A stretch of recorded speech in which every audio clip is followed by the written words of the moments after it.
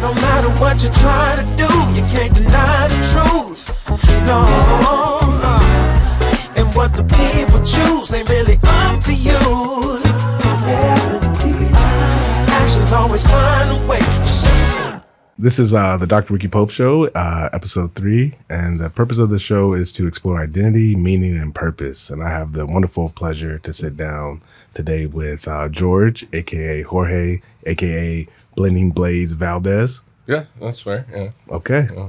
I have so many names. I've already been used to just be called all these different names. But yeah, whatever. It's me. All of them mean it's still the same guy. Okay, well, I'm glad you're joining us today, and so lots of your story is going to unfold as we go here. But I mean, just your openings really queuing me up for my first question. Who are you?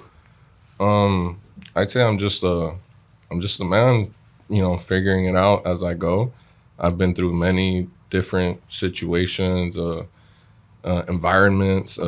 Just I'm still learning as to who exactly I'm gonna end up being, but I know who I want to be, which is someone that's just there for people that I know need a sort of guide or just someone lending ear at times, because it was something that I wish I would have had at many times in my life. So it's definitely something that I want to be as I get older.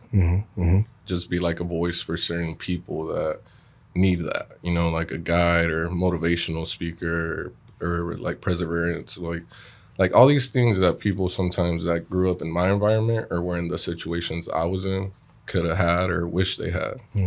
So just like a well-rounded individual, I guess, like that's who I aspire to be. But right now who I am is just a regular man that's just on the same journey as many other people.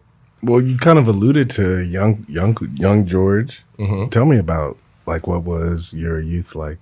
Well, my youth was like being the youngest out of 5, but I also grew up, I guess it would be, how could I put it? It was more than 5 because my siblings were way older than me, so grandkids were always involved, so it always felt like it was more than 5. So I didn't feel like the youngest. It felt like I was like the older in that group. So it was like I had my older siblings, but I was the eldest with the grandkids. So they were like my siblings. So I guess there was a lot of things that happened on the way, you know what I mean? Like many situations. But I started working very young with my dad at the swap meet. Then I started working too as I got older. What was that like working with your dad at the swap meet? Working with my dad at the swap meet was fun for me. Yeah. Because I would get hot chocolate, I would get a sweet bread, and I would get like $3 to buy a used G.I. Joe. That to me was cool. Maybe to other children it would have been, ew, like a used toy, and I was like, oh, $3, I'm gonna go get a G.I. Joe right now. And but it really taught me to get up and get it. You know what I mean? Like I grew up with, like I said, 2 older brothers that unfortunately decided to go a different route, and they would just pop up to take away. So like for me, it was like I learned at a very young age, like, no, I don't want to be like that. And I would pay attention to my dad and get up at an early time in the morning and have to go to work and earn your money. And at the same time, it's kind of like, I don't really like that part, but I do at the same time because it was very traditional. I would look at my older sister because I'm the youngest, but me and her were the last ones to leave. And she was 8 years older. So when I'm like 5 and she's like 13, I'm like, why are you choosing me to wake up and go with you? Like I want to stay too and like watch cartoons and eat a bowl of cereal or like. But you're working. But I'm working, And I would look at my sister like, why does she get to sleep? And my mom and he would be like, because they're women. So what age is this when you first started working? I was like 5, but like, yeah. But the pictures are there where they're like, they have me at the swap meet, like sleeping on a pillow. Like, or I tell people I would help my dad organize and set everything up and unload the truck, like everything that he needed me there for. And then once he was done with me helping him, he would get 3 boxes and put a blanket and be like, all right, now you can take a nap. And I would take like a nap, but I wouldn't. Like I could hear all the customers coming in and stuff. And like I remember winters especially a lot more because it would be cold. So I would be on top of the boxes with my blankets, with those Mexican blankets with the tiger on it, just bundled up and seeing the clients come and go. And, but like it was an environment that I ended up loving. And I still miss it sometimes. Like it was just like the friendliness, I guess, and of the neighbors too that were selling, and everybody knows everybody. And then I started getting older, and like I said, if I wanted some cool sneakers, or if I wanted, like, I never forget when I turned like 14. No, I was 13, and Fubu was like one of the like illest brands that you could get at that time. And they had these jeans up. This guy had these jeans up with Fat Albert like on the back pocket. I remember them Fubu jeans. Yeah, for us by us. Yeah. And then I remember like telling my dad, like, hey, like he knew the sales guy, right? Like the guy who had that stand. And I'm like, hey, I want those jeans. He has some jeans he has over there, and they would trade. So like my dad and like other people that were selling would trade for like things I wanted or things he wanted. So I go, hey, I want those jeans, those Fubu jeans. And he's like, Fubu? Like my dad's like straight up, you know what I mean? Like he don't speak English that much or understand the culture. And he goes and he looks at them. He's like, that's what you want? You want these jeans with Fat Albert on the back pocket? Yeah. He don't even know who Fat Albert is. So it's even like for him even worse, because he's like, who is this? Like, and I remember he was like, no, I'm not trading for that. Like to him, it wasn't like worth it. But by the end of the day, seeing me work so hard with him, he's like, hey, like he was gonna give me like $20 or something, right? And like I'm getting older, so it's like as I got older, the pay increased. Like so it went from like $3 to $5 to $10 to now I'm at 20. So I'm like, I'm here for the full day. And I go, I don't want that. I want the jeans. So like that's what I'm saying. As I started getting older, like I started also learning the value of trade, I guess. So like in my industry now as a barber, it still happens because I'll have clients that have something that like they're like, we'll trade, like say the ticket guy, you know what I mean? Hey, I got tickets for, the games or this and that. And, all right, I'll give you 2 haircuts. And they're like, all right, cool. And like, so it also showed me that, but the swap meet will always have a special place for me. It's something I still have to go do. I'll go to the Spring Valley one. I think that one's the most familiar one to me, because it's still like new stuff, but at the same time, a lot of like used stuff. And like, I get a kick out of seeing the people sell, the people in that environment, and like just seeing how they work and how they're speaking to like the music, everything. Like it's almost like I feel at home. Since I can't go back, you know what I mean, to home at times. I'll go to that environment and it's like, oh, like I feel like I'm there. So it was really cool. Like to me, like I said, in the beginning, it was like, ugh. So as I'm listening to you kind of describe like working at the shop, was it shop meet? Yeah. Yes? Like for the barbershop? No, not the barbershop. What is it? Swap meet. Yeah, swap meet. Oh my gosh, shop meet. Swap meet. No, because one of my questions is what's the favorite memory from childhood? And so I didn't know if that's what you were describing, but I'm sure there may be something else. But it sounds like that it was a fun place for you. Yeah. Nah, I would have fun. Like it was like, and I enjoyed like I said, for me and my dad, maybe the other siblings might disagree because I feel like as a man too, you have your own kids now. You don't know exactly what to do in the beginning.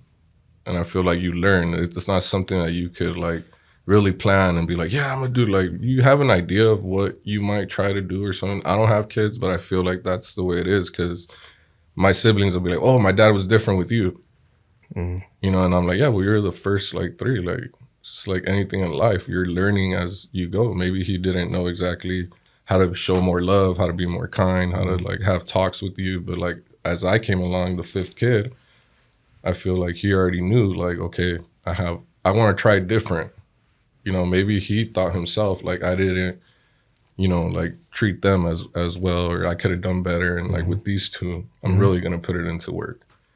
So for me, like it was very fun to be next to my dad because like I said, with grandkids, my mom was grandma. So my mom sometimes was like really focused over here. And with me and my dad, it was like now he's like my best friend. Like I'm like, no, my dad's, I don't care what, like, that's my best friend. Like, what's one thing that you learned from your dad that kind of guides you to this day? It's funny because I was just speaking about this weekend. I never forget, he taught me when I'm out anywhere, keep my head up high.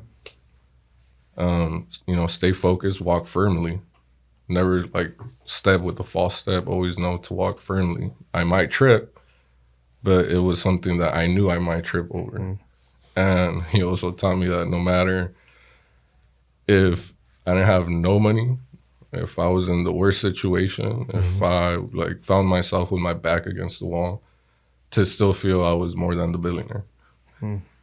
Like I'm still, if not worth it or worth more than you, and never feel less than, then I'm just as valuable as anybody else. You know what I mean? Even if I feel or I know that I'm not there yet, or that I don't have it in the moment, whether it's the school, whether it's money, like whatever it is, like you're just as much. And don't ever walk with your head down.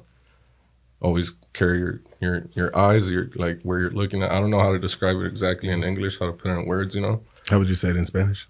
It'd be like con la mirada hacia el frente. Nunca agaches la mirada y la mirada hacia el frente. Y camina firme y todo el tiempo no te sientas menos. Siente igual, sino más que los que tienen. You know, and I would be like, all right, cool. So like there's times where like I see some of my loved ones or friends, like they'll start like yeah, speaking like that or feeling like that. And I'm like, no. And they're like, how do you like, I'm like, my situation's worse than yours right now. You know, but like I don't like, no, I'm not gonna feel less than. I'm not gonna feel like I have to give that person, like say there's talks sometimes or interviews or certain things, but like I'll be like, no, like don't feel that way. You know, I think it's a really important lesson, like really instilling a sense of like pride and dignity into people. Yeah. And also what you're really talking about is to be mindful of your self-talk, right? Like how am I talking to myself? Because sometimes, you know, folks that I work with, students, clients, you know, all across the spectrum of folks, you know, we're really good friends to other people, but we be bad friends to ourselves. Yeah. And so really like, how do you be a good friend to yourself? And so that just really resonated with me from what you're describing from your father. It's something that I've learned that like for me at the shop, I give all the best advice to my clients and try to build them up and motivate them. But do I do it for myself? So I had to like remind myself what I learned from my dad, what I heard from him. Because still to this day, he still walks around and feels that way. And I'll pay attention. I'm like, man, this guy, like no matter what situation or what he's going through, like he's like walking, like, and I'm like, I had to remind myself, like how could I give everybody else all this advice, but like I'm not gonna take it for myself, you know? Like, no, I gotta remind myself. Cause it's some of the stuff is the same things he told me that I'm telling people. So I'm like, no, why am I still giving it to somebody else and not taking it for me too? You know, so yeah, I agree with that. What about culture? How has culture influenced your life? It gave me an identity. I belong somewhere. You know what I mean? Like I don't have to belong to your culture or anybody's, or like I respect them all and everything, but like I don't feel lost. You know what I mean? Like even that for my dad, like going to Mexico and like I've told you before, like for me it was like Lion King. Like, you know, I'm Simba, my dad's Mufasa, and he's like showing me all the land. Like this is where you come from. This is our families. This is where I worked hard as a child. This is where you're from. This is where your last name comes from. This is your people. This is like, and I would see all this and know it, and I would be like, damn, like I belong to something. I know my identity. I don't feel lost. I don't feel like I have to try. Even, you know, like say for example, like a lot of people are like, oh, well, you're in the United States, and like a lot of immigrants, you know, that come and like, it's to give you better life, to give you this, to give you that. And like for me, I've always felt like, well, we don't have to be here. You know, like my family owns like crops, you know what I mean? Like they live pretty good in Mexico. Like they don't, like it's a choice that like my dad took and my mom to give us supposedly something different. But then we'll go back and we're like, man, they live better than us. Like, what are you talking about? Like, but they're like, yeah, but like you have the opportunity to not work as hard. If that makes sense, you know, like you don't have to like be there all the time. Like say whatever you make here, like it's almost like double, triple, but what they don't have are the bills. I see. You know what I mean? So once you actually own your land and you don't have to pay nobody nothing.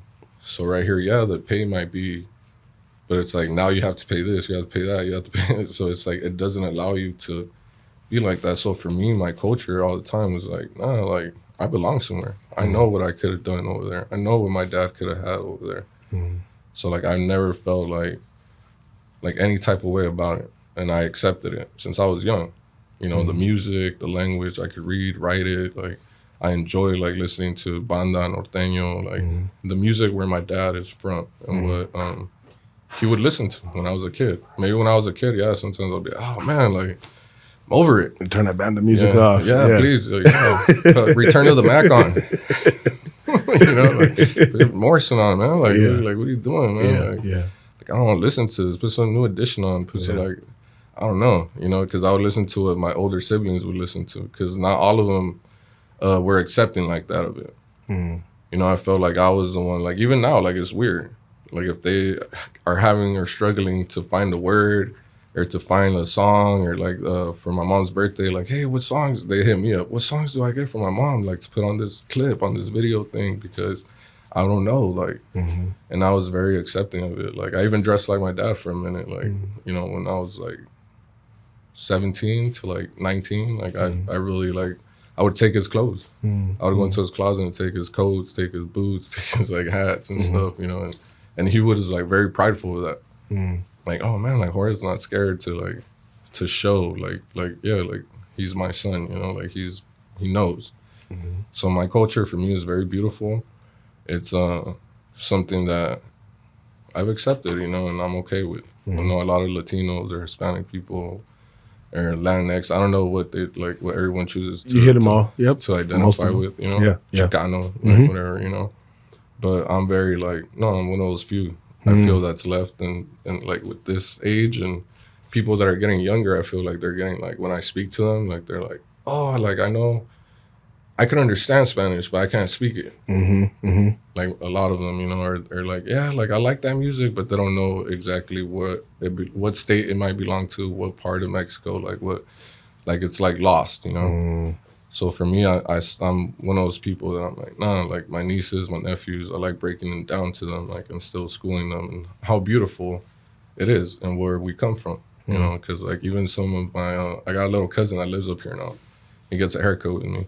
And like, there's so much stuff that he is unaware of, like from our grandparents, like not knowing, like our grandma used to get dressed as a man when the revolution would pass by her hometown in Durango, and they would dress her as a man for the soldiers when they take her. So her dad was a revolutionist though, but he was wealthy. So he was working with the other side, not with the like imperialists, not with like the people that were trying to take away from the poor people. So he knew that they were going to stop by his hacienda to get food, water, whatever, and that they were going to search. But he knew they would take the women, and they would obviously like rape them or like do stuff, like take like be abusive, you know? So like the fact that my little cousin didn't like even know that story of like, no, my grandma went through that and she would get dressed like a man. Like my grandpa would put like a mustache on her and put like the bullets and stuff and be like, yeah, like, I don't want them thinking or knowing, or that they would hide them underneath the hacienda too. So it's like, I'm one of those people, like I wanted to know as like I was growing up, where we came from, what the culture was about, where exactly like the music that they like to listen to like came about, or why that style, because there's different styles, you know. So like I really was accepting to it. It sounds like history is really important to you. Yeah, like the history of your family, history in general. Yeah, well, I feel as a man of color, like it's something very important, and I feel like it's a gift and a blessing for me to know those things, because I feel so many of us go lost and like don't know exactly what we belong to, and it's like an emptiness. I feel like it starts becoming like a hole inside of you, and like just being like accepting to other things as well. Like it could be values, it could be morals, it could be, you know, it could turn into many other things that you. And for me, it's like no. Like, you know, like I was raised a certain way. I got to see certain things. And like, I know exactly where I want to head and what I want and what I'll accept and what I won't.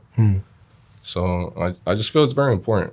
you know, and even if you don't know it, like you could look into it a little bit, you know what I mean? And it could give you a sense of like pride in knowing at least a little bit, you know, like even some of us that don't even know, like, and you find out exactly kind of, you could pinpoint now, and now you could like start digging a little bit deeper and like, oh, this is why I kind of like this food, or oh, maybe this is why I like this music. Like I kind of lean this way a little bit, you know, like, so I feel like it'll answer like many different things when, even if you don't know exactly where, but just knowing a little bit. Yeah, no, I mean, I appreciate the point you're raising. I'm shifting gears. There was this presentation, and so I got to present with you, and we presented to some students online. Yeah, and was it Oakwood University or something? I can't remember. I think it was Oakland, Michigan, right? Yeah, Oakland, Michigan. Yeah, Oakland, Michigan. Yeah. So how was that? Just the presenting for you? Like, what was that like to present? Well, for me, it was a surreal experience. I feel anything you've taken me along, like but like on or introduced me to, has been surreal. Just because of the places I have found myself in. Not to get like, but to find myself, you know, speaking to students that will be law makers or changing or like policy change. You know what I mean? Like, and to have been on the opposite end. Where, what do you mean? Well, yeah, like to like even like with Alex, you know what I mean? Not to like shift into a different way, but like to surround myself with professors, students, lawyers, like people in those environments. And for me, I was like in the courtroom, or like anytime we would have to deal with anybody, like it was because you're either in trouble or like you need some type of guidance, like from the professor, something you don't know about or something. And then like with the lawyers and all this stuff, it was because somebody was in trouble or like things like that. So to be able to actually be speaking to students, to actually be next to you, a professor, to have been next to a lawyer, like a federal, you know, immigration lawyer, like it's like, whoa, like I'm like at first it felt like I don't know what's going on, or like it felt like I would not doubt, you know, but like it didn't feel real, you know, like it felt like, and now it's like it's confirming that I'm going the right path. Okay, so let me back up. So you're kind of talking about maybe you're talking about El Mago? No. I'm just talking about in general. Okay. Like because you asked me like with the students and how did that feel. So I'm saying like it feels for me still anything you've taken me on, but exactly for that moment, like I said, like it just felt like crazy to like have somebody, or for example, they were talking about BOP, like changing certain things with the BOP.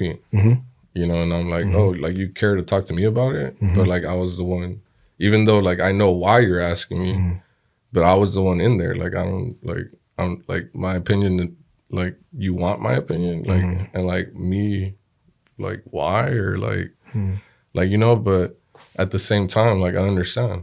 Like I'm now in a position, you have learned certain things about me that like you feel at the same time they could learn. You know what I mean? Like it's like, you know what I mean? Like it's that effect where the lights like boom, boom, boom, boom. You know, so like it finally hit me like, no, I got something that I could share with the world, with young people, old people, because I feel like I've been around both for so long that like I could like speak to both. You know, like I just can't speak to the young people. Like I could speak to older people. And it just feels great to be able to be in those moments when I found myself in really bad ones, you know, and like it reconfirms for me that I'm heading towards the right path and I'm heading towards the path that I want. And it also taught me that I have a gift, and that gift is to share those stories, to share those environments with either people that are going to help change them or like try to learn about them and like try to like not change them completely, but at least try to like speak about it when they're in those rooms with the people that are really going to say the last, like, yes, no, we're going to change it, we're not, because they could get touched by me and my story. So you're alluding to the low moments, and I mean, you have a really deep and complex story, so I'm not really sure where to start, but other than just what were some of those like low moments, like how did that even happen? Well, the low moments, like for me, it's like it would be too. It's like I feel like it would be too long. We would be here all day. That's what we're here for. We're here to hear your story. But to make it like quick, like no moment. First one, losing the house. Wait, what do you mean slow down? So you lost the house? Not me, my dad. You know what I mean? Like my dad, my family pretty much lost the house during the recession and all this. So this is what 2000, like 7 in there. Okay, yeah. So like I ended up homeless. Not because like my parents decided to go back to Mexico. So they were like, hey, you want to go with us, or like you stay with your sisters? But my sisters had their own things going on. They're women married to men, and maybe I rubbed some of those guys the wrong way or something. And I could tell, and then like one of them did kick me out. And the other one I could just tell was just like. Wait, so your parents, they lose the house because the economy takes a downturn? Yeah, my dad made some bad investments and, like it just, but it was the economy thing. So then now you're living with your sister and maybe you're kind of rubbing some, like just like I guess the wrong way. Like, yeah. I don't know. Like, but it was just weird, and like they ended up like both just like not turning. I don't want to like make anybody upset. I don't want nobody looking for me now. So I don't want your sister. Like, I don't want my sisters thinking like I'm talking bad about them or anything. No, but like I just felt like they turned their back on me at that point, and they chose up. You're an adolescent. You're like I'm 17. You're 17. I'm trying to graduate from high school, and like I got a lot going on. So I felt like, in that moment, they chose, like, and it's okay. I understand now. Like, they chose family, which that was their home, their family. And they're like, yo, like, my 17-year-old brother is kind of messing things up in here. So then I still could have had the choice to be like, I'm going to go to Mexico with my mom and my dad. But I'm like, no, I got to graduate. I'm trying to, like, and I didn't want to go at that moment. Like, I was like, no, I don't want to go over there. So I stayed, and then at that point, I just had to bounce around, like couch surf with friends, because like I didn't have nowhere to go. And then the last place I wanted to go was my brother's, because he was on drugs, and he's not even supposed to be here in that moment. You know what I mean? Like he's illegally here. Like ICE is looking for him. Like the feds are looking for him. Like it's just like it's an environment I do not want to be around. But like I ended up having to go there at one point too, because it was like the only family that was willing to open the door still and be like, no, all right. Like, and no matter how messed up my brother's situation was and like how much his wife didn't respect him because he didn't work and, all this stuff, he was like, nah, that's my brother. He's going to come stay with us. So like, and it was, in a way, like it made me feel like I do have somebody, like somebody doesn't care, like, like, and he's going to put the foot down and be like, no, my brother's staying with us. Like it don't matter. He's not going to be couch surfing or nothing. But then, like, I'm seeing the environment, and I was like, by myself again. No, I'm gone. I'm out of here. Like, I don't want to be here. So then that happens, and I start getting frustrated that money's not coming in, and then like, I made a bad choice, and I get into trouble. And when I get into trouble, that's what I mean. Like, I had to go away for about 3 years, 10 months. And to be in those environments of like prisons, detention centers, like having to deal with lawyers and the judges and like all this stuff, and like just really bad moments in there as well, like violence or, like just all these things, and to find myself in these beautiful moments. Like the contrast of the... what I mean? It's like dark to light. Like, you know what I mean? And I might not be the one like running the show over here, but to be already in getting involved, getting one foot in, it's like, whoa, I didn't see this. Like, and then like me, it's not like we looked for each other. You know what I mean? Like, it's just like you came to the shop, got a haircut. Well, let's slow down. They gotta keep listening for this whole story now. Okay, so you're in these detention camps, prisons, and you're having to survive. And so from what I know about the justice system, that's not easy to survive any of that. So like what'd you do? How'd you make sense out of that stage of your life, that chapter of your story? When I get like, honestly, I didn't know what was gonna come because I was on the run. At that point, like I was on the run. I did end up going to Mexico for a couple months. But that's what I'm saying. The story is like, it's too long. Like I'm out there because I have a girlfriend and stuff at the time, and like I'm trying to work things out, but I know at this point, like, yeah, they're looking for me. You know what I mean? And it was like, I just told the story the other day. my sister Lily, me and her have the same birthday, 8 years apart. And the feds came to her house. So they came once and then they pressed her.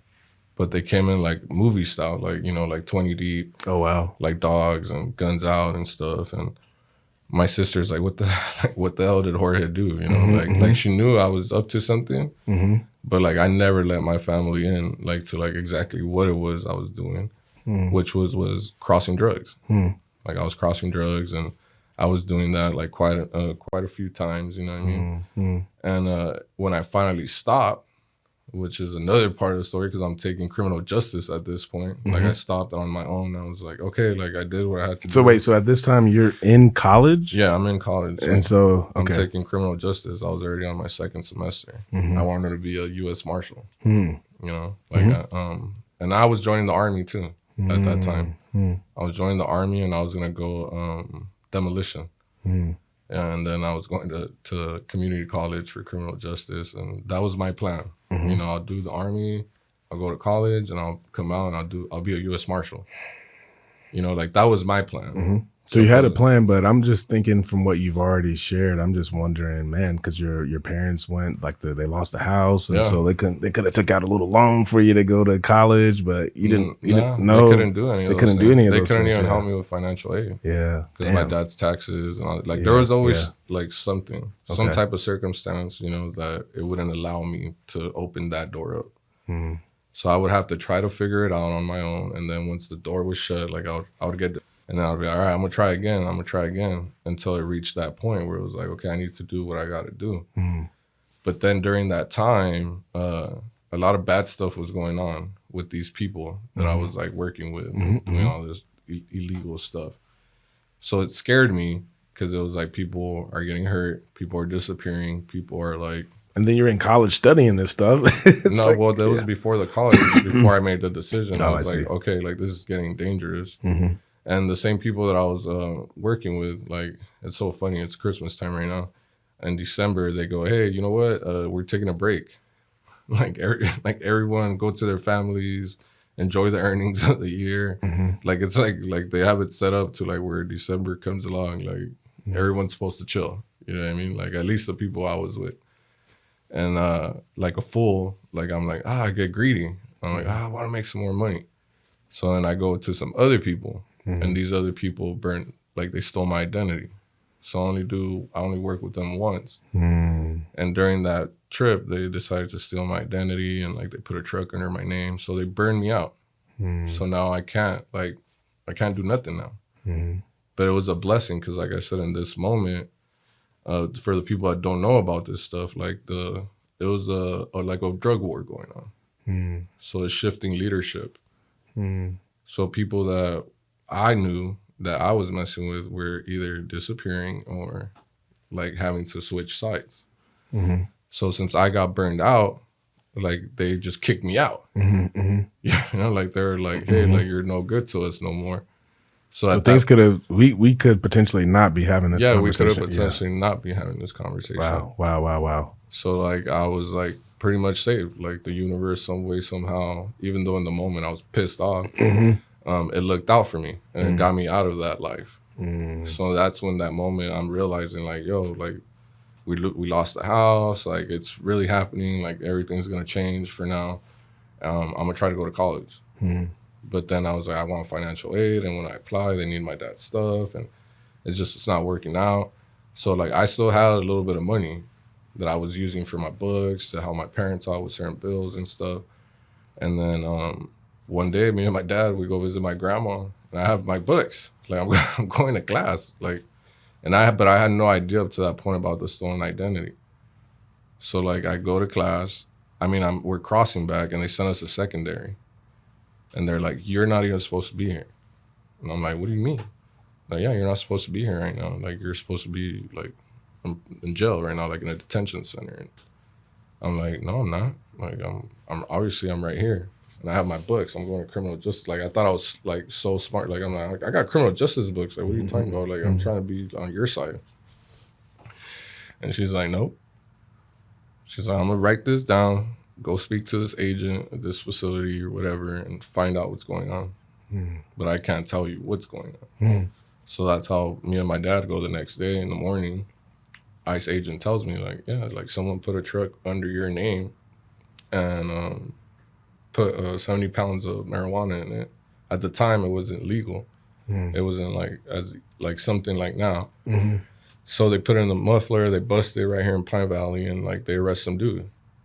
So I had to go like do the whole stolen identity, report it, get finger thumbs, like the thumbprints and all this stuff to prove that that wasn't me. So I had to, every time I would cross the border, I would have to show this like report, and I would have to prove.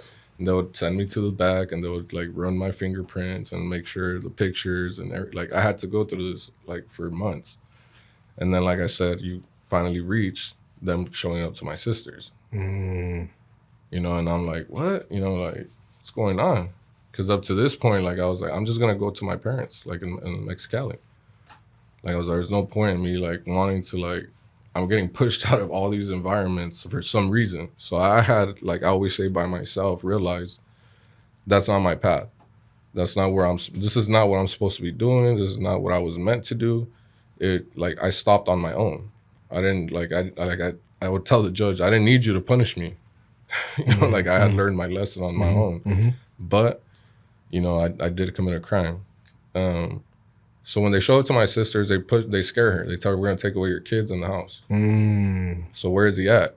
And she didn't fold. Like, she was like, no. But they said, we know you know where he's at, so you give him this card. So our birthday it was like 2 weeks away. So she goes and she gives me a card. She tells me what happens. 2 weeks come around, it's my birthday. And like, so now I know though they're looking for me, right? But it's our birthday, and I know she's gonna come to Mexicali to have dinner with us. And as soon as she shows up and she sees me, she starts crying. And I'm like, what are you like, what's going on? You're happy like it's our birthday or what? She's like, no, they came again. And I was like, and what'd they say this time? And she's like, they like got it out of me. And I'm like, got what out of you? And she's like, yeah, I told him you're in Mexicali. Like, I told him you're in Mexicali, and like, you know, you're on the run, you know, but you're in Mexicali. I basically told him where you're at. And I just stay quiet. At this point, I'm like, I think I'm like 19. And I'm like, you know what? I'm not even mad at you. And so it's my fault. Like, I made a mistake. I did something I shouldn't have done, and I put you in this situation. And I could have been immature and been like, why'd you tell him? You know what I mean? Damn, you're a snitch. And in my head, I was like, nah, like I'm such a fool. Like, I can't believe I put my family in this situation. You know, and the one that was funny that did act that way was my dad. Like, he was like, I can't believe you burned him out. But like, I think back and I'm like, he was kind of right, because now the Mexican like feds and police was going to be looking for me. And my dad's like, you don't want him to end up over here. Like, over here, it, like whatever crime in the U.S. is probably like 3, 4. Out here it's like 20, 25. Like they'll put him away for like 30 years. And we don't have the type of money to pay, you know, $100,000, $200,000 to like change that, like to change the time he's gonna get out here, you know, the sentencing or whatever. So that's what I'm saying. Like the story was crazy to how. Like, I got busted because I turned myself in, practically. Like, I crossed the border, and I knew that they were going to, like, put a hold on me. But I just didn't know how long they were looking for me and how serious it was. I see. Because when they came in, they were dressed up like UFC fighters. Like, I was making my client laugh the other day because I was like, yeah, bro, like, these guys came in, and they were at the time Affliction was in. Like, all those, like, brands that the UFC fighters were wearing. And they came in like that with jewelry on, you know what I mean? Like the designer glasses. And they pulled up, and they're like at the border, you know, and they're like, hey, what's up? And they said a nickname they used to call me, which I can't say, but you know, but they said it. And when they said that, like, I was like, damn, you know, like they know like who I am or what I did or have an idea. Because for them to know that, like, not everyone called me that, just like those people called me that. So I was like, nah, that's not me. You know, I was like, my friends call me Mitch out here. You know, Central, like, I was like, my friends call me Mitch. Like, you could ask around. And I was like, and I got my identity stolen. So I took out the papers, and that was the only time I did see them, like lost. Like, when I took out the identity papers, they were like, oh, dang. And they started making phone calls, and they were like, "Hey, like, got the wrong guy. Like, this guy is saying like identity stolen, this and that." And I could hear the voice in the back. No, that's him. That's him. Like, I know that story. I know. Like, it was like, it's him though. So once they took me in, like, they just my mom and my sister were waiting for me, so they got to see when I walked out, you know, handcuffed. And my mom just went up to me. She was able to hug me, and she gave me her blessing, like the Catholic thing, you know, like. Gave a hug to my sister, and then they took me to these offices, and they were just like, "Hey, like, you have the opportunity right now. Like, if you tell us where the next load is going, you tell us where it's at, like where it's stashed, where anything, you don't have to do any time. You get to go home. You're gonna go home free, and you're not gonna do anything. Like, you'll be cool." So what's going through your mind in that moment as they're telling you this? I want a lawyer. Like, that was the first thing like that kept coming to my mind. Because they kept, like, the whole car ride to that office. I don't know how true it was, or I don't know if they were just trying to use like that psychology thing on me. You know what I mean? Like, because they were telling me, "Hey, like, we know your story," and I was like, "Oh yeah, like, what do you mean?" Like, "We know your story. We know your dad got sick. You know, he worked at the swap meet. He lost the house, bad investments. We know he's been going to the doctor. We know your mom has never worked, always been a housewife. We know your two brothers, they're on drugs. We know what position you were put in." They're like, "And you know what? Like, for a guy like me on this side, like, I'm going to tell a guy like you on that side that I respect you. Because I respect what you had to do. If I was you and I was in the same situation, I would have done the same exact thing. I wouldn't have let my family down either. It was like, I would have done exactly what you did, what you had to do. I'm not judging you." He's like, "You had to do it. Like, you were put in a situation as a kid where it was like survive, or, you know what I mean? Like, I know." He was like, "Except, you know, you didn't have the choices I did." He's like, "So I just want to tell you that at the end of the day, like, I respect what you did, and I respect dudes like you." He's like, "Because you're the type of dude that no matter what, you're not going to let your family, like, just go through it. You're about it." And it was a good reason. It just wasn't like greed. Like, some people do it just because they're like, "I don't want to be broke. I don't want to be like this. I don't want," like, and you're like, "No, it's my family. I'm not going to let my family down." He's like, "I know your story. Believe me, I did my work." And I was just like, "All right, cool." Like, I wasn't like, "Oh, thank you." Like, I was like, "All right, cool. Like, that's fine." Because I was already like, "No, this is reverse psychology. You just want me to feel good before I could open up and be like, 'Oh yeah, you know, I had to do this.'" And, you know, like, I was like, "Nah, I'm okay." And they were like, "Oh, you want some?" I never forget to Reese's Pieces. "Oh, you want some?" And I was like, I got the handcuffs on, like, okay. Like, they're like, "Yeah, just go," like, so they were like trying to like get me comfortable, you know. And then, like, I was like, "No, I just want a lawyer. I just want a lawyer." So they just took me straight to county. And that's when I like felt like my world, my home had been like flipped over and shaken and put back down.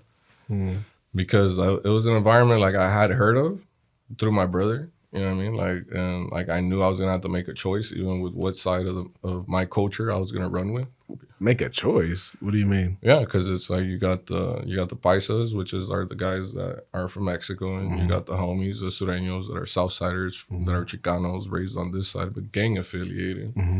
And then I wasn't gonna be able to make that choice regardless. You got the Northerners, which are raised in like Northern California, and so it's red and then blue, and then you just got Mexicans. You know?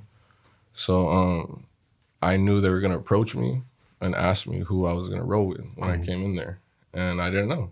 Like, I didn't know how it worked. I didn't know how it was gonna be. And both groups came up to me, and the only thing I never forget is that one of the guys that went up to me had a big old Aztec calendar like on his head. And he had all the other like Mexican culture tattoos like as a beard, you know. And I was like, dang, like, you know, I'll just go with you, bro. Like, don't worry about it. You know what I mean? Like, yeah, I'm choosing you guys. Like, it's all good. Like, don't worry. But like, I still stood my ground, and like, because I was so confident because of my brother, because my brother had ties with that group, you know. And my brother, if I'm honest, at those times he was a very important person. So like, I was a little shit. Where I was like, you know what, like, you're not gonna tell me what to do. You know what I mean? Like, because I called my brother, like, from like before I had to turn myself in, and he told me, you better run with those guys. You better run with the homies, because you know, through me, they'll give you the tank. You'll be the leader. And I was like, I don't want that though. Like, I've never been a gang affiliated. I grew up with like people like that, but like my dirt was with like the cartel people. You know what I mean? Like, it was like through my dad's, like where my dad's from, Sinaloa.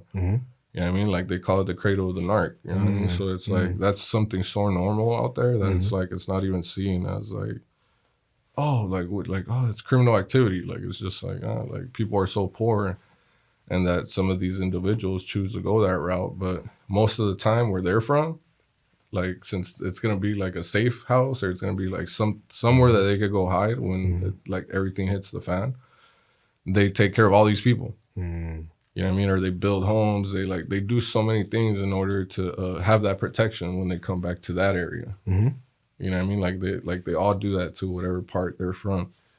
So like for that too, like that side of the culture, it would seem like it was normal.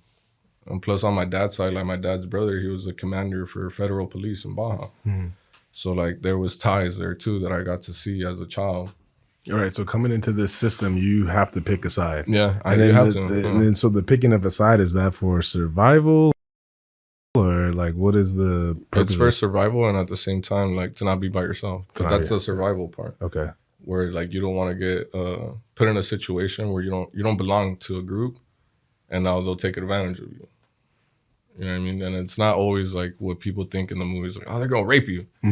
Like, no, it's like you're gonna get thrown to the back of the line at lunch. You're not gonna like know where to sit. No phone calls. Like they'll take their time. Like like they're not gonna let you really like, you know, like it's just like TV room. Like you're just gonna watch outside the window. Like you don't have a seat. You don't have like, you know, like when you show up and like say like the detention centers and stuff, there's a little bit of that. But once you get to the real prison and you show up and they ask you like what group you belong to or something, like as soon as they find out what group you belong to, you get shoes, you get clothes, you get a toothbrush, you get a soups, you get, like they give you a whole kit. Like your people will give you a kit. Like you belong to a group, so they're waiting for the new member to get there. And they throw you a bag. And it has all this, your shower shoes, like any little thing that you can't get for that first week or 2 weeks because of the commissary and the transferring and the money and all this stuff, they give you a bag. So I never forget when I got to prison, there was a guy from out here, from San Diego. And he had never been in any type of trouble, like any type, or wasn't around it, wasn't like any of it. And when we're waiting to go in, like he's like, I don't know what I'm gonna do, like, and he's like fidgeting and he's like nervous and he's like, I don't know, like I've never been, like I was out on bail the whole time, like he never had to like like go through the first part I did because I didn't get bail.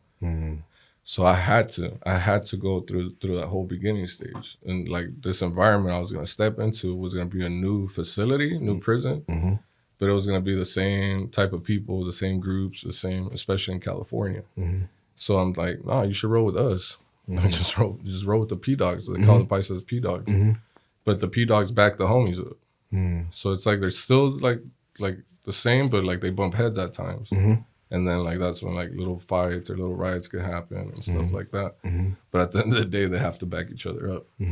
So like I'm like, just roll with the P-Dogs, because with the P-Dogs, you're not gonna have a lot of politics. They're not gonna force you to like, hey, hold this, stash this, or go hit this guy, go get me my coffee, go. I'm not talking bad about no other groups. I respect it all. But I was aware of that.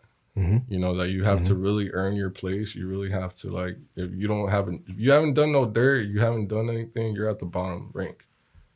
So now you're like, it's like the NBA, NFL, like you're the rookie. You know, like go so you get gotta my bag. You got to pay your dues. Go get my lunch. Like you have to pay. And then once you do something for real, you get that juice and you're like, oh, okay, cool. But like I could have gone the easy route because my brothers, cousins, like I have a lot of people that already have gone that route. And I could just say, oh, well, I belong to these people. And then like I would have automatic respect. But I decided like, no, I don't want that, because I know when I get out, I'm going to automatically still belong to this group now. You know, so like I was like, I don't want that. But this guy, like we show up and he's like, no, I'll like he tried to do what I did, but now it's the prison. It's not a detention center. So he's like, you know what? Like, I'm just going to I'll find out what I want. So when we go in, boom, where you guys with? I'm like, oh, Paisa, Chicali, like the area I'm from and stuff. Oh, all right, cool, boom, all right, boom. Get bag. I got a sweater. It was winter time. They gave me like a sweater. They gave me like extra like clothes. I got the real sneakers because they give you like the Vans, you know what I mean? Like they're all messed up, like the slip-ons. But they're already like worn by all kinds of people. Like it has holes at the bottom, you know what I mean? Like it's all used stuff. Like, but it's not even like a hand-me-down. It's like it's trash. You know what I mean? But it's just recycled in there. And he's like looking all cold. He's like, oh, like not knowing where to go or anything. And I'm like over here, like almost like put it on the shoulders, like, hey, hooray. Like he's just looking at me like, dang. And I was like I told you. Like I told you should have just ran with us. You would have had a bag right now, like with your toothpaste, soups. Like I'm gonna at least eat dinner tonight. Because when we got there, dinner already had been served. So we weren't gonna get food till the next morning. So if you don't belong to somebody, you have to wait.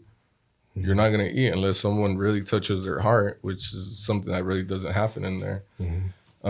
Gives you a soup or like, hey, you know what, bro? Like, here you go. Like, I saved half of my coffee cake at dinner. Like you could have it. Like stuff like that. But like I said, like that's not something common in there. It's more because we belong to the same group. It was really practical. Like, yeah. Okay. So like I got to witness that, like where I was like, damn, that must suck. Like he's turning himself in for the first time. He doesn't know what's going on. And now he's just kind of pushed to the side. And now you look like, and it was crazy because he was the type where I forgot what he told me his like career was. But like when he told me, I remember in the holding cell, like he was already like in a good position in life. And I was like, why the hell would you get involved in this? You know what I mean? So he was used to having like a BM, like I remember all these things, like, oh yeah, I had a house in Escondido. I had my BMW. Like he was living like a good life. But I think like he tried to like launder money for somebody or something, you know what I mean? And now he was in there and now he was wearing like a crew neck, like little like sweater that they gave him when he got there from the prison, but it was full of holes. Like the neck was like almost like it looked like Rocky's like sweater, from training. And then like all his clothes was messed up. So like I always think to this day, like I wonder how he felt going from having all this stuff. Like I went from being broke, you know what I mean? Like struggling, trying to go to community college, like, and to be in this environment, it wasn't a big shocker. But to have all this, like you already had reached, like, and then to like be brought down to that, like I know that guy, and it was funny because after a week now, he was walking around like he was hard because he chose to roll with the homies. But it was funny because when the homies like got to him, like it was like I knew what they were doing, and they were like, hey, they started giving him some like Nikes and like they like hooked him up. But then when commissary came, he had 2 big old bags of commissary because he had to pay for all those things to all those guys. Like it was like he got used. Like he thought he was being helped, but he got used. And like me, I didn't have to pay for anything. Like all this stuff that people gave me, it was just because they gave it to me. And maybe I still got some stuff for free from the homies, but like this guy, like I could tell he was just naive to the whole environment. Like he didn't know where he was at, because he would say little slick comments at times that got him in trouble, like by other people that weren't part of his group. And like I would be like, dude, you need to calm down. Because like I was the only person that he could relate to. Like anytime he would see me, because we got there together. So it was like almost like, oh, I know this guy before we came in. So if he saw me on yard or something, like he was like, hey, how you been, man? Like, all right, cool. All right, cool. But like I would stay away because I'd be like, he's already like thinking of himself, something that he's not, just because of who he hangs around with in here. Now, somehow you found meaning like while you were in prison, like you got some skills, some crafts, some trades. Yeah, help me understand that part of your story. Well, when I got sentenced, that was something I asked for. What do you mean? Yeah, because the judge gives you an opportunity to say something before you get sentenced. So when the judge gave me the opportunity, I told him, hey, I'm a young man, like how I was saying earlier, but I stopped because I knew I was going to get to this part. And I was like, I know I committed a crime. I know I have to pay for this crime, and I'm okay with it, even though it was much later. Like I still threw it in there. Even though it was much later than when I committed the crime, because I had learned my lesson already. I was taking criminal justice classes, and I was taking a program to be a welder. Like I was doing like many different things to try to like change what I had done. But since I did get caught and I am gonna get put away, at least send me somewhere where you're not gonna ruin my life. I don't want to learn more bad habits. I want to learn something good, whether it's like becoming an electrician, a barber, plumber, like something that I could pick up a trade with my hands. You know what I mean? Like when I get out, because I don't want to struggle. I'm gonna be a felon. I'll be looking for a job. Most people are gonna shut the door on me because of that felony. And I just want something that I won't have to rely on, like to show it like on paper. Like I want to pick up a craft, you know what I mean, with my hands, a skill set that I could automatically get out and know how to do. And because in a lot of those fields, there are felons. You know what I mean? Like there's someone that's going to give you the opportunity because they understand that you need that opportunity. Like someone has to open up the door for you. And some of these guys know, like, for example, NASCO. Like they hire a lot of people that have been in and out of prison, you know? So like that was the first place I tried when I got out, even though I learned how to cut hair in there. That's the skill set we're talking about. Because when I was in there, I was like, and it wasn't something they offer, but I have a really close friend of mine, shout out to Jesse. His mom had a barbershop. So like I would always hang out with him. And when I was on house arrest, I was their shop boy. Like I would sweep, I would like clean, I would clean the clippers, I would disinfect all the guards, the barber side. So he would tell me he was the only friend that would pick up the phone. So like, and he would tell me, learn how to cut hair. You know, you can't get your license there, just learn. So because when you get out, I could just put you at my mom's shop. I'll just put you in here, like without the license. We'll get you in school once you're out, but just pick up the skill. You have all the time in the world. What did that mean to you when you were in there, before you were out? Like just knowing that, you know, Jesse? Yeah, what did that mean? About him saying, I got a job for you when you get out. Like it gave me hope. Yeah. It gave me hope, and it gave me something to like get out to. You know, like it was like, okay, like at this point, like now I know I got a job. Like getting out, like, cause like my dreams were crushed. Cause like I said, I wasn't always like involved in criminal activity or anything. Like my brother-in-law's commander for Border Patrol, North Central. You know what I mean? Like so I grew up seeing him work in Border Patrol, and like I always knew that I wanted a badge. Because my uncle, even though my uncle was crazy and involved in other stuff, but like he had a badge in Mexico too. He was a commander. My dad and my godfather served in the Mexican military together. So like there was always some type of law enforcement or something like involved in my life as well, that it was good or bad. Like it's like that's the best way I could put it. Like, and it's not always that way because there's bad people on both sides. But like it was like the badge or, you know, like street stuff.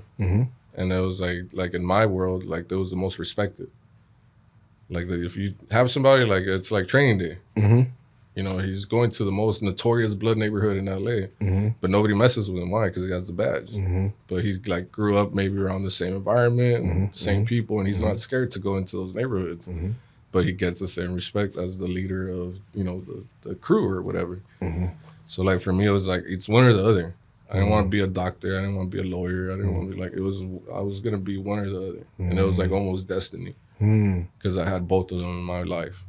You know, like I would see both these characters, and I had one character that was both, which was my dad's brother, you know? So it was like, sometimes like I do say like it was seen as being cool, you know, like for me, like, damn, like gets choppers and, you know, he could fly anywhere as a commander, but he also works with cartel. And he's a respected figure in the city, you know, like, so it was like almost admired, like damn, like he's just like, got his balls, bro, like he's the man, and you know what I mean, like, and then like my brother-in-law, seeing him do like everything he's done and get the respect he does, and he's always been in rooms too with like high profile, like people in Border Patrol or like in the federal system, like I would be like, damn, I would want that too, you know, so like I think that's where maybe my identity was like, I don't know which way like I really want to go, or which one's more cool, or which one gets more respect. You know what I mean? Like it's almost like in your story you made both choices, kind of. Yeah, well, I got a little bit of taste of both. Yeah. And I still got to. I have a uncle that passed away, family uncle. You know what I mean? Not really like by blood, but you know that one uncle that, you know. I got some cousins like that. And he was a marshal. And when I was going through the court system, I got to see him. You know, and like I had, because when they chain you up, it's not just handcuffs. They put like a chain around your waist that goes to the lockbox on your cuffs. And then you have the chain that goes around your ankles to another lockbox. And then another chain that connects you to the other inmates. So they were really tight. And when he got to me, like he was like, "What are you doing in here?" I was like, "I got into trouble." And he was like, "You're going to criminal justice classes? Like, what happened?" I was like, "It's something from the past." I was like, "It's not even something I did now. It's just like someone's pointing the finger, and like, if I go to trial, I'm either gonna get like the max." I told him, and I just, I pleaded guilty. I was like, "I'm gonna plead guilty." I told him, "I'm not gonna like go that route because I already saw the pictures. I already saw like who the 3 CIs are, the confidential informants, and it's like I'm screwed." I told him, so it's like instead of wasting money, instead of wasting time, I'm just gonna plead guilty, and I'm gonna get a pretty good deal, and I'll just take that. But I never forget that in that moment, even though he was a U.S. Marshal, he found the kindness in his heart to loosen my cuffs up and to loosen my chain. And he still told me, and I'm like, "Don't give up hope. You'll be all right. Because I know you, and you'll be okay. You'll come out something out of this." But like, it was just surreal to me to like see the marshals, because that's what I wanted it to be. But then like seeing what they do and how they do, I'm like, I'm happy I'm a barber. Like the universe took me the correct route. Maybe it was a hard route, you know what I mean? But like I got to where. So what you're saying is that that's where you learned how to cut hair or perfected your. No, I learned how to cut hair in prison. Yeah, okay. So I tell people I used to charge 2 tuna mackerels, for my haircut. That was my price. Two of them. 2 of them. Okay. Yeah. And they were worth $2.50 each one. Oh wow. So it was $5. Yeah. But like I got to work for the prison though as a barber, because the guy who taught me was doing 20 years, and his story was crazy too. He had played for the White Sox, like he was a foster kid. Like his story was wild, and he had made it, got injured, hurt his knee, couldn't play baseball no more, opened up a barber shop, and then one of his clients. So even that, like it was a gift that he gave me too. Because he told me one of my clients it was during the Reagan thing with crack and all this. And he's like, one of my clients was like, "Hey, I want to distribute a kilo of crack. You know anybody? And I'll give you some money." So he does a phone call, and he got phone conspiracy, 20 years, because he took it to trial. So that was the max at the time. Wow. He had never been to prison, Wow. never got into trouble. Wow. Like a good member of the community. Like his mom owned the foster house. You know what I mean? So like, he was a good member of the community, and the very first time he got in trouble, like not with evidence, just on a phone call, like saying, like, "Hey, my friend, like has this, and like you know where to sell it." Yeah. But his friend was being watched, so 20 years. So when I meet him, he's on year 17, and I go up to him, I'm like, "Yo, I want to learn how to cut hair," because he was the barber for the prison. Everyone's like, he's the best barber here. And I'm like, obviously, like now I think back, I'm like, obviously he mastered his craft. He was in there 17 years cutting hair. You know what I mean? And it's funny because you don't start with the clippers. Like in the detention centers, they ain't got clippers like that. You have to go on a list, and like there's a barber the prison pays from the regular street to come cut your hair. And what the guys do, the inmates, they put blades. They take out these like dull blades that they give you on these razors that you can't cut or nothing, and they put them in the comb. And with the comb, they go like this. And they fade you all the way, like skin fade, like all like a whole fade. Like with this comb and stuff, I got to use it too. And so like I think like, man, this guy was a master. Like I wish I knew it. Kenny, if this ever comes your way, thank you for giving me my gift. But he taught me so many tricks that like nobody does out here. And I've passed that trick on to like Jay. I passed that trick on to like other barbers that I know. And some of them use it, some of them don't.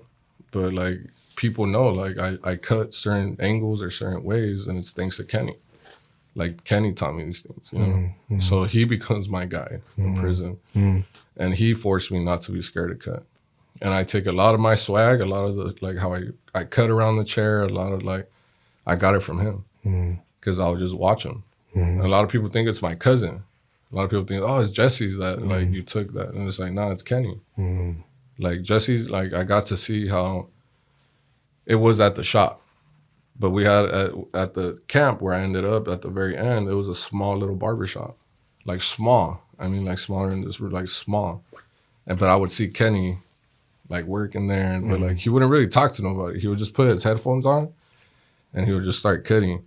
But he would always tell me like, hey, when I was learning, he'd be like, stop fucking cutting, nervous. Be like, that's one of the number one things the client is gonna feel. You better cut like with all the confidence, security in the world. Like you should be in my chair. Like you should be getting a haircut by me. I'm the coolest dude in here. You know what I mean? The skill set's gonna come as time goes. I'm gonna teach you the most important ones because I don't know how much. He would always be like, I don't know how much time you're gonna be in here, and I'm gonna be in here. He's like, because I'm on my way out. He's like, I'm almost at the, like he was gonna get out like a year and a half later after I got there to go to a halfway house. So he would be like, we got a year and a half to like get this skill set going. But I would be nervous. Like I'm like for me, school for me, like that was inside there, and it was even worse. Like it was the most pressure because I'm cutting up convicts. I'm cutting like felons. You know what I mean? And some of them, not all of them are just like they're on like little like small stuff. Like some of them are there like, yeah, they're intimidating. Dude's like, I can't mess this haircut up. Yeah, you can't because they're like, yo, my girlfriend's coming, my kids, like, the wife's coming this weekend. And it's always for a visit. They're not getting haircuts for like just like, oh, I want to look good inside the prison. No, my family's coming. And it's like, I haven't seen them in months, or I haven't seen them in like this month, or like I haven't seen them in a year. I haven't seen them in 2. Like, so it's like the pressure was always on of getting a haircut done quicker, cleaner. And then it's like out here, the equivalent would be like, I guess it's like an athlete, a CEO, you know what I mean? Like somebody that the pressure is on, like they're a big figure, you know what I mean? Big fish haircut, you know what I mean? So speaking of a big fish haircut, if I can ask, who's one of the can you tell me someone famous you've got there? Like I wouldn't say like famous, you know what I mean? But like I got some people that like are in environments like that. And to be honest, like the more I've been in this industry, I'm going on 12 years, and like going into next year, I don't know if I would want to cut like big celebrities. Like big, yeah. Because most of the time they want a hookup. Like it's funny, like it was like it should be backwards, you know. But most of the time, like they get hooked up by so many people and sponsored by so many people that they think automatically you're just gonna want the picture, and that's enough of a pay because now you have that on your IG. So now you could use my picture to flex that you cut me up, bro. Yeah. You know what I mean? So like that should be enough. You know what I mean? To like promote that. So what you're telling me, I need to stop paying you then? I'm joking. But some of these guys are dicks. Dr. Pope show, bro. You know what I mean? Like, they're like it's like too much. Like it's like if we're gonna do like something like that, where like it's like you scratch my back, I scratch yours type of thing, and you're gonna get something out of it, just like I am. Don't down talk me. You know what I mean? Don't see me as less than. Don't see me as like, oh yeah, well you should be like, no, like it's like respect me as a man. We're still both men. You know what I mean? So like I don't want to be seen as just like, oh yeah, I'm using your celebrity to like benefit money. Like it's like, no, bro. Like I have my clients at this point. I've been cutting 12 years. I'm not trying to cut 300 people in 2 days. Like you know what I mean? Like I'm okay. I have my clients. I'm happy cutting the baker. I'm happy cutting like. You know, he gives me cookies, bro. He gives me bread over here. You know what I mean? Like, all you're going to do is give me, like, all the hype kids, you know what I mean, that look up to you and that, like, want a haircut by the same barber that cut, you know, so-and-so. And they're going to be, like, so picky and, like, so, like, I'm like, nah, I don't, like, I'm cool on that. I'd rather cut, you know, like I said, the guy at the pizzeria. And, like, we're going to, like, be like, yeah, hey, bro, I put extra cheese in there and stuff. And it's like, oh, thanks, my man. And like when he gets his beard done, I don't charge for his beard. I just charge for his cut. You know. So like for me, those are celebrities now. You know what I mean? Like those are my celebrities. Like you know what I mean? Like it's like, but I feel like you are. Because anytime like I've been around people that like I don't know that you know, like say for like the young men of color or whatever, like little like certain people, or like the day I was with Dan. You You know what I mean? And he was introducing me to other people, and they're like, "Oh yeah, he's Ricky's guy." Mm-hmm. Oh man, Rick! he's the best, man. Like you're working with, hey, you're lucky. I'm like, man, Ricky knows a lot of people. You know what I mean? Like he's a celebrity out here. That's touching. So that's what I mean. Like a lot of people think they're not, and it's like you're bigger than a celebrity, bro. Like you touch so many and open up so many doors and have so many you network. You have so many connections. Like to me, those are real celebrities. You know what I mean? Not someone that carries himself like a certain way because I have this many followers. I get paid this much. I get no. It's like it's real love. You know what I mean? Like it's real people that have love for a certain individual. And it's like, dang, like those people are my celebrities now. Because those people really like respect me as well as just a man. And they want to actually open those doors up for me without nothing in return. Because they've already been blessed.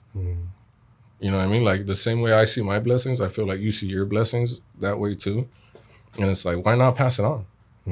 Or why not like open up a door for somebody without having to like use them? You know what I mean? And whatever use you do get from them, it's like almost a gift back to other people. You know what I mean? Like it's like that's what you taught me. You know what I mean? That when like one day that we were having a big talk, you know what I mean? And like I was like, what do you want from me? You know what I mean? Like it was like what like that's how I found my insight. Like yelling it like that, like I know you want to help me, but like I felt so low about myself and so like with the wall up to people and to like nice things and like people just wanting to like help me, that it was like, what are you gonna get out of this? Like exactly, you know what I mean? Because this is like this is not something familiar to me. Like that's where it happens to like a lot of people like me, that it's like it's not a familiar feeling that someone cares or someone's showing love. Like because even your own family or your own people are supposed to have your back and are supposed to want to do those things for you. Don't do it. So it's like, okay, like what is it you're gonna get out of it? And you say, you know what I want to get out of it? I want you to pass it on. I want you to help the next person. Like whatever it is that I'm gonna help you reach or get, pass it on. That's how I win. That's how I get paid. So it's something that like unintentionally, like you gave it to me. So now whatever I got, that might be the money, that it's not material things. I know what my gift is now, you know, and it's like being able to pass those stories on to inspire people. Yeah. You know what I mean? Like I want to help someone that feels lost in those moments. You know what I mean? Like, and it happens in my chair all the time. And ever since like I've learned those things and I did the hard work with you of healing, and maybe I haven't healed 100%, but I've reached a healing part of my life where it's like I know now the answers to certain things, and like why maybe it happened, and why and it's not my fault, and it's like, you know, I have the proper tools now to like actually deal with like thoughts inside my head, like how we said the self-talk. So when I see these individuals in my chair and they're going through certain things, they're doubting themselves and they're sad or they're going through something tough, and I have the tools to pass on, and they're like, when I hear Jorge, like you don't understand, bro. Like you're not just a barber. Like you're a motivational speaker. Like not because of my haircut, you know, but like that's a big plus. You know, it's a big bonus that I come out looking fresh. But I come out looking fresh on the inside. Ooh, yeah. Like I feel like I'm ready. I want to attack the world. I now know what to do with this problem, with this situation. And then some of them will be like, hey, let me take out my phone. What'd you say again?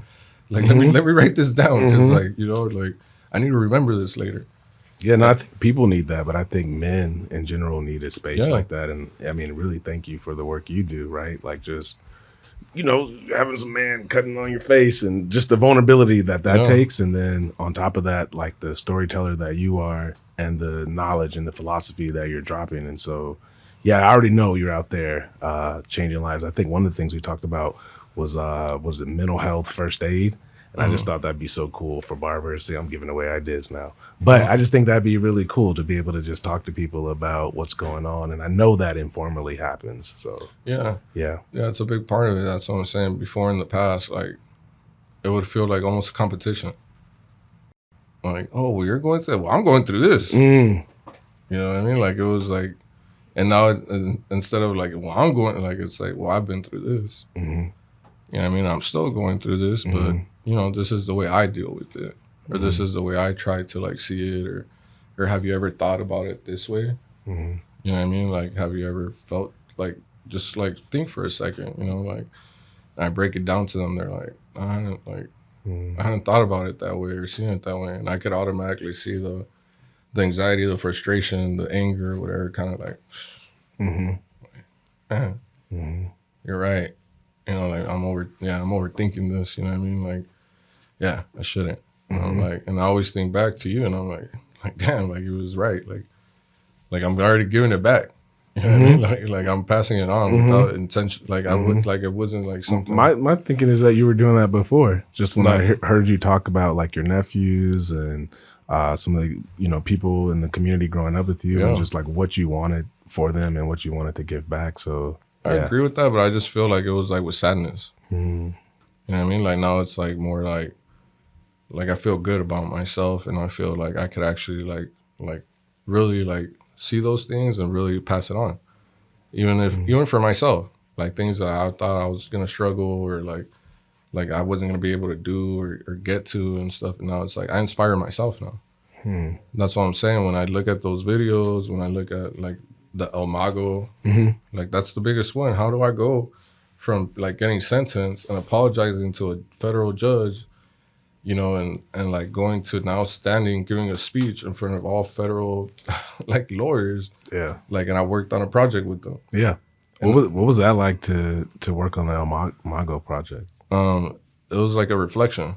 You know what I mean? Because the story was basically like mine, but mine was actually like, no offense to Alex, you know, but mine was actually like more drama, I guess. You know what I mean? Like more like more suspense, more like like it was a thriller. Like like I went through so many. Like I wasn't a life insurance agent. You know what I mean? That like I was a kid that was lost and didn't know what to do, and got into messing with cartel like members. What did young Jorge need? What did he need? If you could talk to young Jorge, like what would you want to tell him? About making those choices, or just giving myself advice, like advice maybe. To stay patient. To stay patient and not get frustrated. Because I mean, I think so much of what you've said, I'm just thinking about the audience, and as young people try to navigate life and make sense out of life, and I think this is one of the generations of young folks, at least in America, with, you know, least fatherhood generation. And so it's just like, damn, like young people need, you know, direction and advice. I would tell them like almost like, because I do tell younger people, not that young though, but like people in college, you know what I mean? Like now, like with the advice you have given me, stop putting so much pressure on yourself. Stop thinking you're already like 35, 40, 45 years old. You're like a kid. But nowadays, again, with social media, they see the kid that like, you know, I don't know, got a podcast, does like funny video, like whatever it is they do on social media, and they're like, yeah, I bought my mom a house. You know what I mean? So that pressure starts building on them even more. You know what I mean? Because I talk to the college kids and they're like, man, I just feel like I'm lagging it. Like I haven't graduated. I still like live with my mom, or I have roommates. I have this. And I'm like, yeah, you're like 20, bro. You're like 19. Like you like enjoy it. Enjoy the mistakes. Just don't make big old mistakes like I did. Yeah. You know what I mean? Where it's going to stain your record and stuff. But enjoy it. Go through the struggle. Like, it's like, it's okay to eat your heated up mac and cheese, bro. Like, you know, when those big meals come, when you get older and you're accomplished, like, you're going to look back and be happy and be like, feel like pride. Like, it's a sense of pride that, hey, I made it.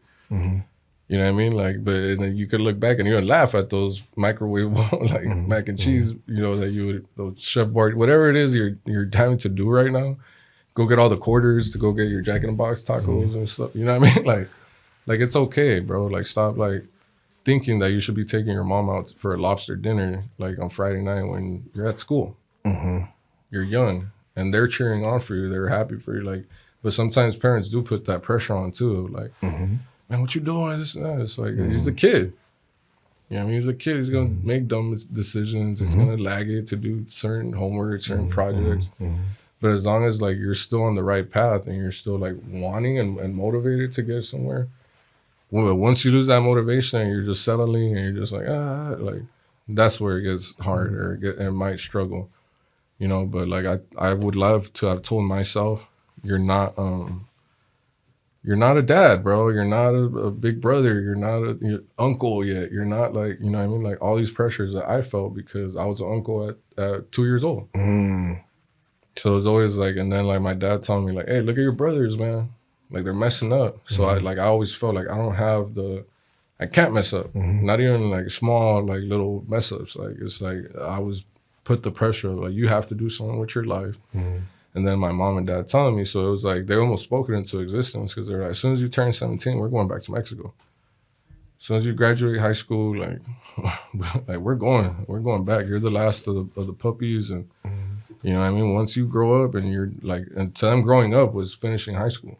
Like growing up was like you graduated. And I work with college students, and I don't think you're in a, That's there's what still I'm so saying. much support and help you need. Shout out to all my college students. Yeah, that's what I'm saying. They're like, you're 17 now. Yeah. Like, once you hit 17, you're on your own. So like I always had that pressure of like, damn, bro, like once I hit 17, like I better have a plan. And there's so much support you need at 17. So I guess I'm just thinking about the totality of your story, and man, it just giving your story and what you've accomplished with your life, so far. Yeah. Like what do policy, because we talked to some of these future policymakers. So like now that you've had a time to think about that, like what do you, like drawing from your story, these decision makers in the community, what do you want them to know? Like I told them that day, the biggest one for me, because I know people are going to commit crimes and, get in trouble, but it's the opportunity you get when you get out. To stop putting that pressure, like, yeah, like you have to have some discipline, but like I don't think it's fair when they're like, when you get out and say you get out early to a halfway house or to more probation, whichever, because it could happen. You either work or go to school full time, or you better like this. And it's like, no, like you should like help me get into a program. You should help me how to like make a resume. There's some people that don't know how to read, write. Like they've never had these things, and they're grown men. Yeah. So when you're re-entering, or when anybody's re-entering society, there's different resources and support that you need, but oftentimes it's hidden. Okay. Yeah. It's hidden, and there's not like the real guides to like help you, take you, and like be there next to you to like kind of just make sure you're doing it correctly. It's like you get kicked in the ass and be like, all right, good luck. Go ahead, go to the street, go look for a job, go back to school. And in fact, there's like these theories like, oh yeah, you'll be back. Yeah. No, I heard as soon as I got out. Uh-huh. Like I was literally getting my paperwork, my yellow envelope, and the correctional officers are like, they're more like security in the feds. They were like, oh, we'll see you back. And I was like, no, you won't. And they're like, yeah, we will. We see everybody come back. 3 months, see you back in like 3 months. And I was like, no, you're not. I'm not coming back. And they're like, okay, we'll see. But it's a very, like every facility that I would get to and that you would leave, they would all say that. We'll see you again. See you next time.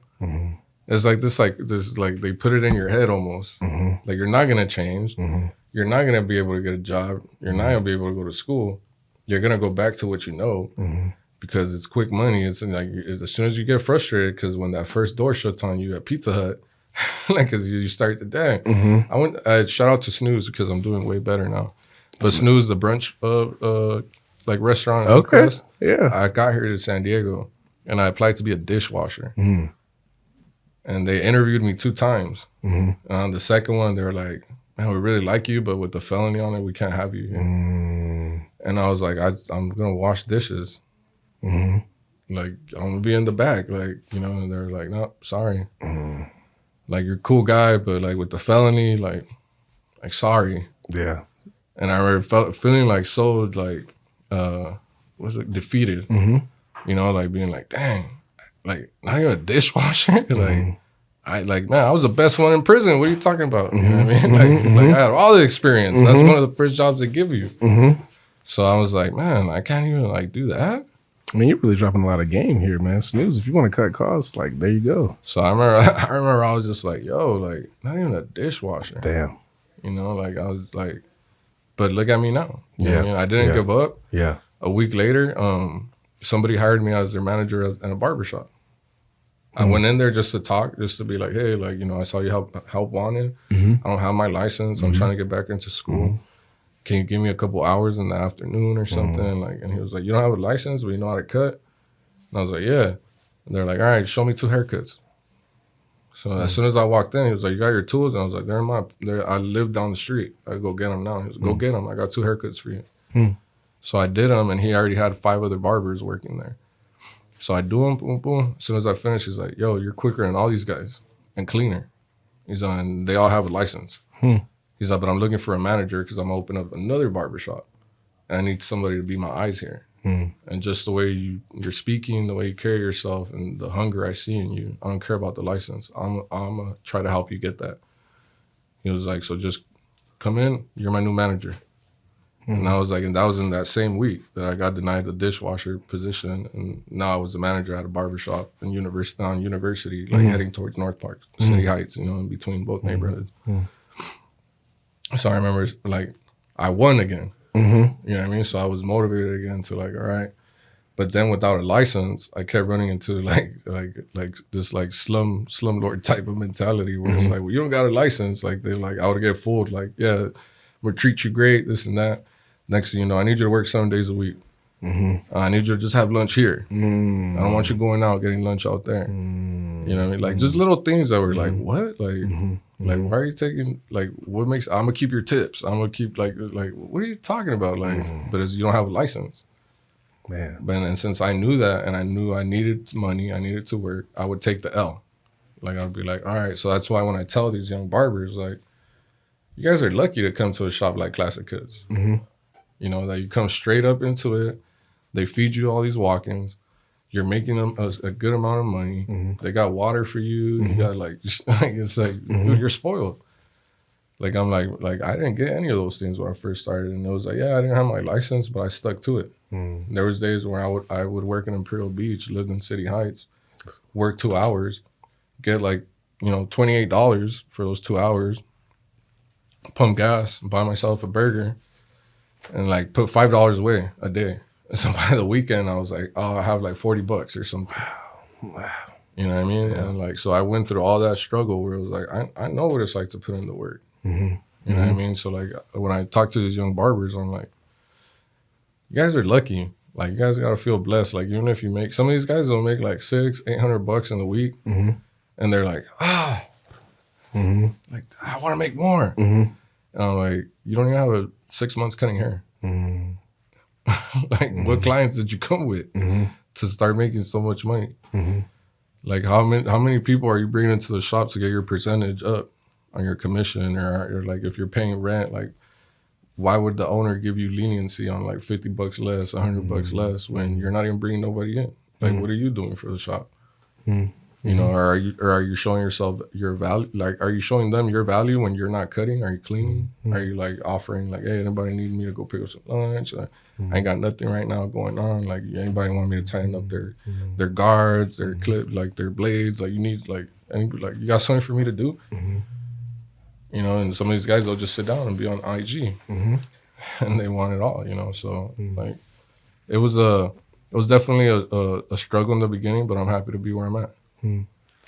Switching gears. So tell me your favorite Laker of all time. I know you're a Laker fan.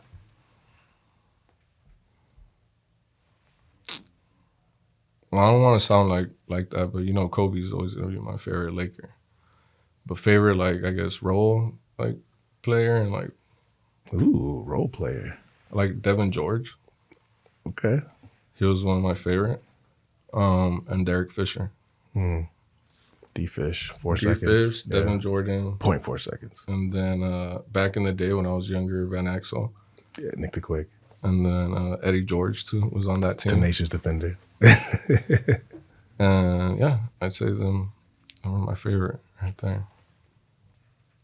What's the book you'd recommend to the audience and why? The 4 Agreements. That's Why? what it's called in English. Yeah. Why? It just teaches you how to love yourself, you know what I mean? And before you could love anybody else or be a friend to anybody or give advice or any of those things, you gotta really know who you are and love yourself. And, you know, like, it talks a lot about that. Like, how could you, like, when you treat yourself bad too. Mm-hmm.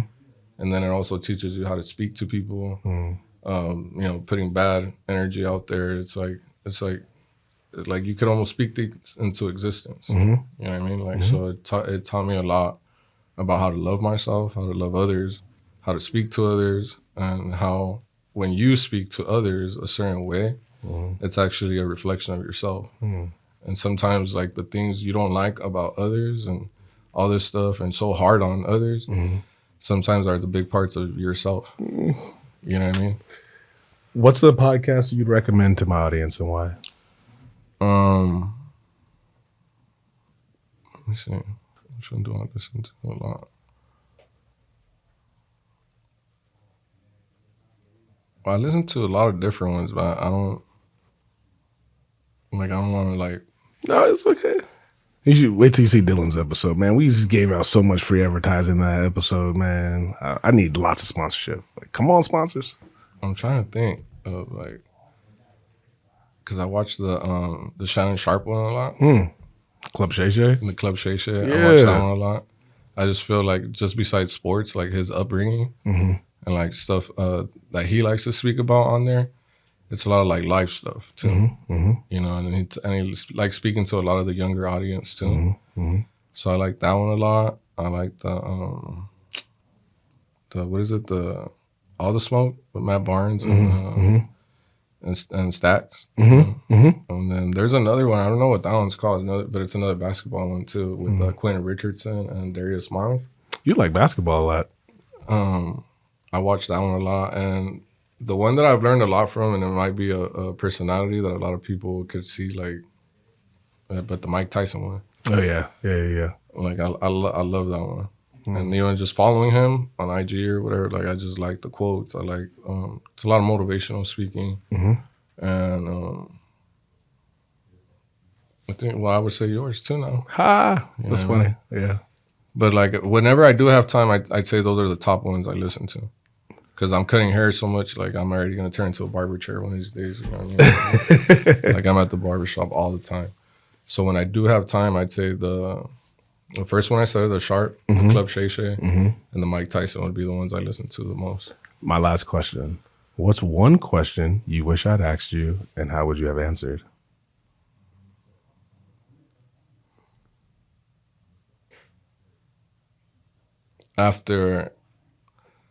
Well, I mean, we kind of did, right? But it would be after everything, like all the choices that you helped me make. We don't have to get into details. And not help me make them, but just help me think, you know what I mean? Like about what I really wanted. Like how did it help me? How did it help me keep going and get to like what I needed to get to? And how did it help me fill up the holes I felt I had? You know what I mean? I would say that it got me exactly to the mindset I needed. It helped me heal. And now I know where I'm heading. Like before, like you came into my life and you asked me all those questions, I felt lost. And I felt like I didn't know what direction I was gonna go. And if I'm honest, I didn't know if I felt like I was gonna give up. And just like accept. Because a lot of the times, I guess in my head, the questions would be, why do I keep trying so hard to do the right thing? When it could be so easy to go back to this because I know it so well and I know the people so like this would be like easy. And sometimes the thought in my head would be, am I really destined to do this or was I just gifted to do this? And why do I continuously put myself through the struggle? Like even paying rent, like I don't have to pay rent. Like, you know, I have options and it's like, no, like I'm still trying, but now I see the light, I see the purpose by having been asked those questions by you and having to ask them to myself and to make a hard decision. Like I felt like I was scared to make those decisions. I just didn't know how to ask myself, did I want to do them? Like divorce was a big one. Like I didn't know, you know what I mean? Like I didn't know if I just didn't love myself in that moment more. And I just, like, due to circumstances, I was just settling. and I just felt like I owed people. Like I feel like that was a big part of my life. So I guess it would be that, like feeling like that part, like really, like I felt like I owed. I felt like I owed people, and like whatever I was living like and whatever I was doing and even working for was to pay back people that I felt like I owed something to. So it sounds like now you're living more for yourself. Yeah, I'm living for me. Yeah. And anything I do is like based on if I want to do it. It's not based on like, oh, it's gonna please that person. You know what I mean? Like now I make the tough decision of like, hey, this person might not like my decision and might not agree with it, but I'm not doing it for them. You know what I mean? And I've learned how to explain those things too, though. Not just be like, hey, I'm not gonna, like, no, like even if it's somebody I really love, you know what I mean? And it's gonna break their heart for me to tell them no, and they're gonna want to throw that in my face, like, oh, like it's especially young people. You know what I mean? Like, oh, well, you don't love me. Or like people that haven't grown up or matured either. It's very easy for them to throw like, oh, it's because, oh, you don't care. Or you don't, it's like, no, it's bigger than that. Like sometimes like it's going to affect me. You know what I mean? Like if I make that decision for you, I'm going to be the one that's going to have to go through something or have to struggle in the moment or have to like, so no, I'm not going to put myself in that situation just because you want it and it's going to benefit you in that moment. You know, so like I've learned how to love myself, how to put myself first, and I'm still not selfish. I still give a lot to others, but now I know what to give them. You know, I don't try to just like give them what they want. I try to give them what they're gonna need in that moment, and a solution, or like even if I can't give them the material thing or the money or whatever, I still give them the advice that's still gonna help them figure out what it is that they're going through, and if they do need me still then. You know, I'm still gonna be willing to help, but I want to see them try more on their own than me just do it for them. So, yeah. Thank you, Jorge. I appreciate you. No problem. All the kind words. I don't know how I feel about you for the first time making me cry on camera. So I'm gonna have to edit out that part. So you know, please like, subscribe, and check out the Dr. Pope Show. Yeah, check Appreciate it out. you. Go follow, subscribe my friend right here, Dr. Pope. He's helped me a lot, and he'll help you a lot just by listening and seeing, watching the videos. He's really helped a lot of people, not just myself. And he's an individual that has a great light and is a very inspiring person in my life and has motivated me to keep going, not just because like I was like, but motivated me to keep going as a man and to feel okay about my decisions. You know, like it's okay, even as a man. Like that's what I've learned from you, like to be like a well-rounded man. You know, so thank you. Thank you. Appreciate you. No problem. The Dr. Pope Show, sponsored by Superhero Friends. Communication is a key to human development. At Superhero Friends, we're all about fostering communication to enable human development. We help people listen, feel, and share meaningful stories. Superherofriends.com.